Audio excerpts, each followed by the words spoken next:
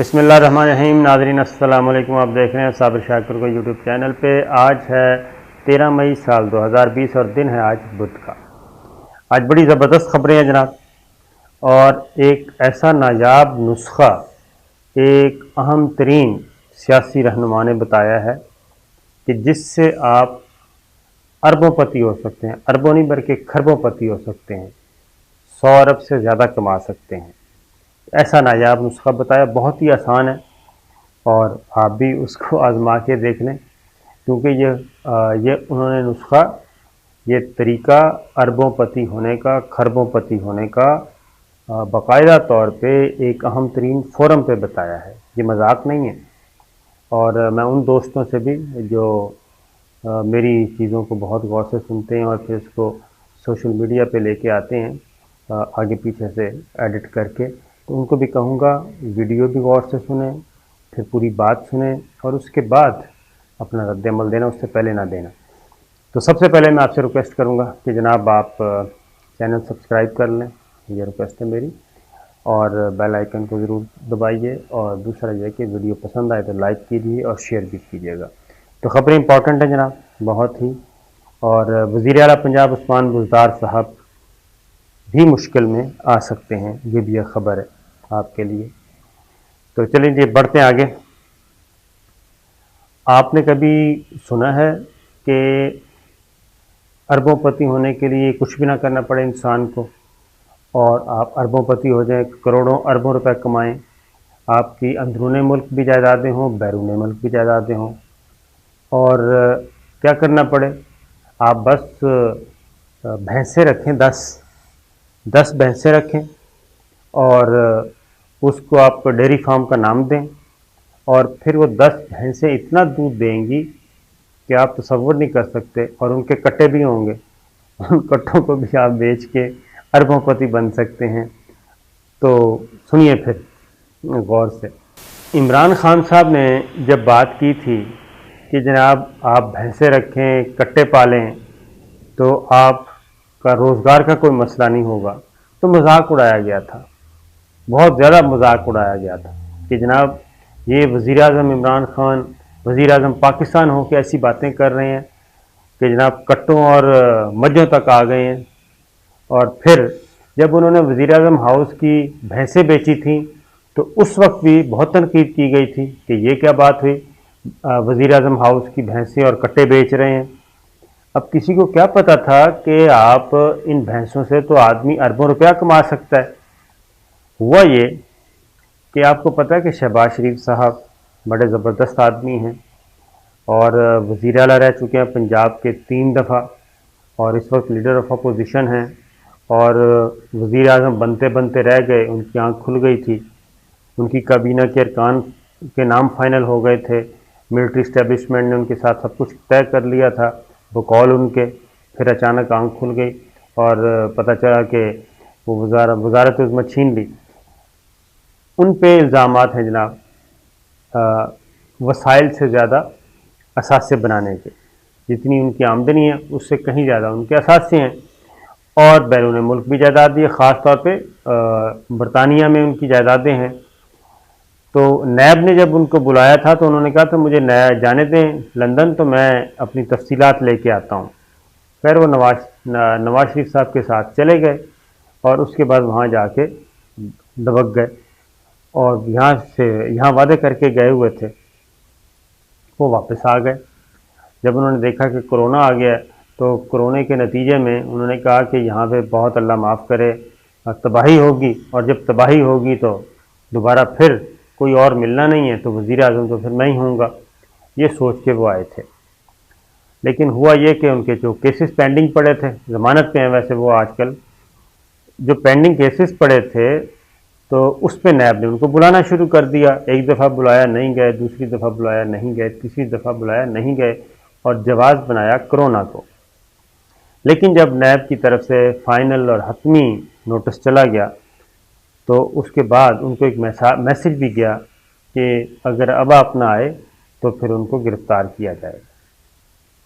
جب یہ میسج گیا تو جناب شہباز شریف صاحب آ گئے۔ شہباز شریف صاحب جب نیب کے سامنے پیش ہوئے، چند دن پہلے کی بات ہے، تو نیب کے سامنے اسٹیٹمنٹ دے کے آ گئے اور سوشل میڈیا پہ خبریں آنا شروع ہو گئیں کہ انہوں نے بھینسوں اور کٹوں کا ذکر کیا ہے ادھر اور دودھ کا ذکر کیا ہے. تو میں نے واقعی سمجھا کہ نہیں، یہ خبریں صحیح نہیں ہیں، یہ جوک ہے، ایک مذاق ہے، ورنہ 10 بھینسوں کے ذریعے آدمی اربوں پتی کیسے بن سکتا ہے؟ یہ پاسبل نہیں. لیکن پھر میں نے نیب کے حکام کو چیک کیا، ان سے رابطہ کیا، میں نے پوچھا، میں نے کہا جی یہ کس حد تک صداقت ہے؟ تو نیب والوں نے انہوں نے کہا کہ نہیں، جو کچھ خبریں چل رہی ہیں سوشل میڈیا پہ وہ بالکل درست ہیں. اور شہباز شریف صاحب سے نیب نے پوچھا کہ جناب آپ یہ بتائیں کہ آپ کے پاس یہ اربوں روپے کی پراپرٹی جو ہے وہ کہاں سے آئی ہے؟ پاکستان میں بھی ہے اور بیرون ملک بھی ہے، تو آپ کا کاروبار کیا ہے؟ تو انہوں نے کہا کہ جو پراپرٹیز ہیں لندن میں، وہ تو میری دوستوں نے مجھے تحفے دیے ہیں کچھ، اور کچھ میرے اپنے گزر بسر ہو رہی تھی، اور تو اس میں سے. تو انہوں نے کہا کہ آپ کیا کرتے ہیں؟ انہوں نے کہا کہ میرے پاس ہیں 10 بھینسیں، پنجابی 10 مجھاں نے، 10 بھینسیں، اور ان 10 بھینسوں کو شریف ڈیریز کا نام میں نے ان کو دیا ہوا ہے، اور ان کا کوئی دودھ شود آ جاتا ہے اور وہ بیچ باچ کے گزارا کر کے تو وہ جو آمدنی ہوتی ہے، بس یہ ہے میرا بزنس اور یہی میرا ذرائع آمدنی ہے. تو انہوں نے کہا کہ 10 بھینسوں کی آمدن سے آپ کیسے اربوں پتی اور کھربوں پتی بن گئے؟ آپ کے تو مختلف جو ٹیٹیز آ رہی ہیں اکاؤنٹس میں آپ کے عزیز و اقارب کے، تو وہ تو کروڑوں روپے کی ٹیٹیز ہیں، باہر سے آ رہی ہیں. تو انہوں نے کہا کہ نہیں، میرا تو یہی کاروبار ہے. پھر ہم نے کہا کہ آپ ذرا سوچیں کہ چلیں حساب لگا لیتے ہیں، 10 بھینسیں ہیں اور اگر وہ دودھ دیں 15-15 کلو روزانہ تو وہ 150 کلو بنے گا. 150 کلو اگر 100 روپے بھی بکے دودھ جو ہے، تو 150 کو 100 سے ضرب دیں تو یہ بنے گا 15,000. 15,000 روپے ڈیلی کی تو یہ آمدن ہو گئی. اس کو آپ مہینے سے ضرب دے لیں، 15,000 ایک دن کی ہے تو 30 دن کے بعد یہ ہو جائے گی 4.5 لاکھ. 4.5 لاکھ یہ ہے، اور ویسے بنتی تو ہے 4.5 لاکھ ایک مہینے کی. اور پھر آپ چلے جائیں ایک سال پہ، 12 چوکے 48، 48 اور 6 50، 50 لاکھ کی جناب یہ ہے ان کی آمدنی. ہر مہینے وہ کہتے ہیں 50 لاکھ میں دودھ سے کماتا ہوں، اور باقی حساب لگا لیں. پھر ظاہر ہے اب دودھ کے ساتھ کٹے بھی ہوتے ہیں، ہر سال کٹے بھی بیچتے ہوں گے، اور کٹا جو ہے ایک سال کا کٹا تقریباً 5,000 کا تو بک ہی جاتا ہے. تو اگر 10 کٹے ہوئے، کٹیاں ایک سائڈ پہ کر دیں، کٹے جو لے لیں، 10 کٹے کتنے کے ہوں گے جی؟ 50,000 کے سال بعد. تو یہ چیز چل رہی ہے. اب آپ خود اندازہ کریں، یہ وہ لوگ ہیں جو یہ کہتے تھے کہ ہماری تو پراپرٹی پاکستان، لندن کیا پاکستان میں بھی نہیں، لیکن اب شہباز شریف صاحب کہہ رہے ہیں کہ میرا تو کاروبار جو ہے وہ 10 بھینسیں پال کے تو میں ان کا دودھ بیچتا تھا اور اس سے گزر بسر ہوتی تھی، اور اس سے ساری یہ پراپرٹی. تو جناب میں آپ سے بھی کہوں گا کہ آپ بھی ذرا، یہ بہت اچھا بزنس ہے. وزیر اعظم عمران خان نے تو سنجیدگی میں یہ کہا تھا کہ آپ روزگار، اس سے بہت اچھا روزگار مل سکتا ہے، لیکن اس کا مذاق اڑایا گیا. تو شہباز شریف صاحب نے نیب کے سامنے یہ اپنا بیان ریکارڈ کروایا ہے. تو ذرا تجربہ کر کے دیکھ لیں آپ بھی کہ 10 بھینسوں سے آپ کیا کچھ بنا سکتے ہیں. اب اگلی خبر ہے جناب، وزیر اعلیٰ پنجاب عثمان بزدار صاحب یہ مشکل میں آ رہے ہیں. مشکل میں اس سینس میں آ رہے ہیں کہ آپ کو پتہ ہے آٹا چینی گندم سکینڈل، اور یہ تحقیقات ہو رہی ہیں. ایف آئی اے ہیڈ کوارٹر اسلام آباد میں واجد زیاد صاحب کر رہے ہیں، پوری کمیٹی ہے، اور ابتدائی رپورٹ آ چکی ہے جس میں شوگر ملز والے جو ہیں وہ پھنس چکے ہیں. اب فورنزک آڈٹ ہو رہا ہے، اور فورنزک آڈٹ کے ساتھ ساتھ تحقیقات کا دائرہ کار وسیع ہو گیا. وفاقی وزیر اسد عمر صاحب اپنا بیان ریکارڈ کروا چکے ہیں. شاہد خاقان عباسی صاحب اور خرم دستگیر صاحب آئے تھے، انہوں نے مطالبہ کیا تھا کہ جناب حکومتی وزراء کو بھی بلایا جائے، پرائم منسٹر کو بھی بلایا جائے. تو پرائم منسٹر کی تو کوئی ضرورت نہیں ہے، لیکن اسد عمر صاحب آ چکے ہیں اور انہوں نے اپنا بتا دیا ہے۔ میں نے پچھلی ویڈیو میں آپ کو تذکرہ کر دیا تھا۔ آج عثمان بزدار صاحب کو بلا لیا ہے۔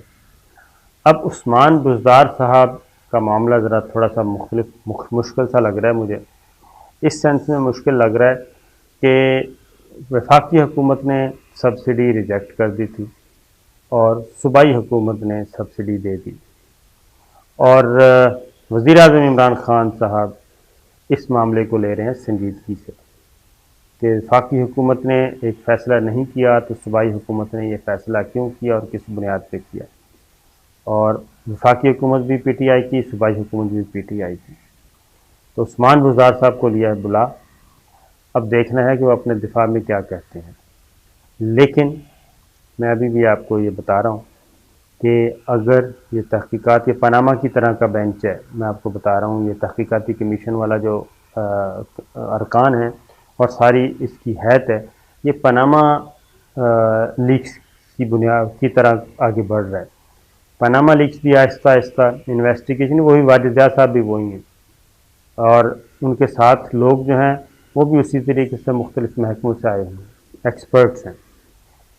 تو عثمان بزدار صاحب کا مستقبل اس سے جڑا ہوا ہے، اس تحقیقاتی کمیشن کی رپورٹ سے۔ کرونا پالیٹکس چل رہی ہے، عالمی سیاست اسی کے ارد گرد گھوم رہی ہے۔ پچھلی ویڈیوز میں ساری ڈیٹیلز آپ کو بتا چکا ہوں، اگر آپ پچھلی 3-4 ویڈیوز سن لیں گے تو آپ کو اندازہ ہو جائے گا۔ ٹرمپ جناب، پریزیڈنٹ ٹرمپ، سپر پاور امریکہ کے صدر، اب وہ راہ فرار اختیار کرتے جا رہے ہیں۔ ان کو اب مشکلات کا سامنا، مشکل سوالوں کا سامنا ہے۔